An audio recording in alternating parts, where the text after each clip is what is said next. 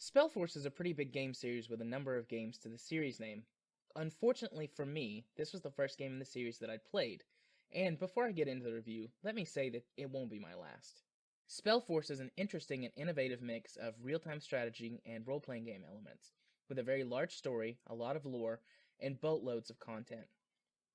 This is a full game, as opposed to an expansion, so you don't have to worry about buying the previous installments. On the pros side, first we have gameplay modes. There are a huge amount of gameplay modes to enjoy. You have your basic campaign, which continues the story from past games.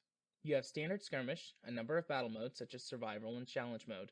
Then there's multiplayer, and free game, all of which are extremely customizable with dozens of levels, pre-built characters, and custom characters you've created.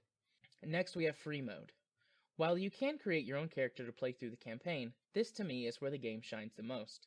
You design your own character and play through an entirely separate campaign of sorts, which is much more like an open world RPG. You have a home base where you get new quests, characters, craft items, and so forth.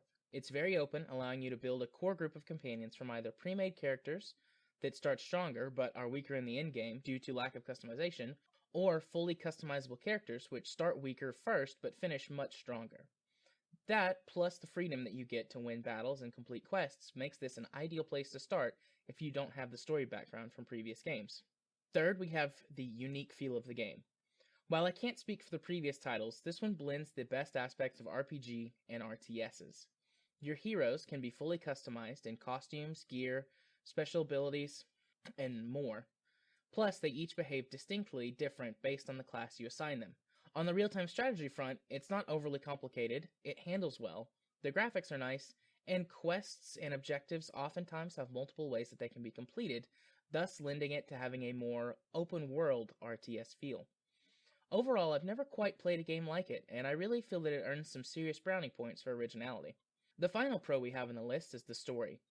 Even without the backstory from previous games, this story is complete enough that you can understand what's going on. It is a fairly typical fantasy story with dragons, dwarves, elves, and magic, but that doesn't stop it from being brilliant in and of itself. The gist of the story is that this is a world that has been destroyed by dark magic, and you play as the dragon warrior. With the blood of the dragons coursing through your veins, you can do anything from wield a sword to control the most powerful dragon magic. It's up to you, along with your companions, to both maintain order and destroy the evil that has wrecked the world. Now for the cons. First, we have repetitive gameplay. For all the gameplay aspects this game gets right, it is incredibly repetitive. Other than campaign mode, if you want to advance at all, you often have to repeat the same level multiple times to get the amount of XP, items, or complete in-level objectives. It also becomes very tedious to level up the farther you get into the game, requiring even more level playthroughs for that. Next, we have the menu system. While it may seem picky, the way that this game handles menus for equipping, shopping, and dealing with abilities gets a bit annoying.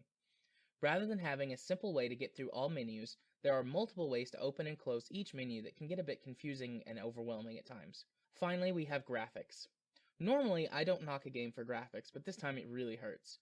If the game was played entirely from the RTS perspective, then it wouldn't matter, but since you can get right down behind your characters, the graphics are not what they should be. They look to be about 5 years old at this point, and the game would be better if character faces and other textures looked a bit sharper when you got all the way into RPG mode. The conclusion for this game? Overall, I quite like it. I wish for the sake of lore that I had started at the beginning of the series, but like I said, it was good enough for me to want to go back and play the others. In all, I would say that this is a great game for fans of RPGs, real-time strategies, or people who are looking to try out these genres due to its innovative style and easy-to-learn gameplay. So it wouldn't be a bad idea to pick it up on Steam the next chance you get, or the next time it's on sale. I don't think you'll be disappointed.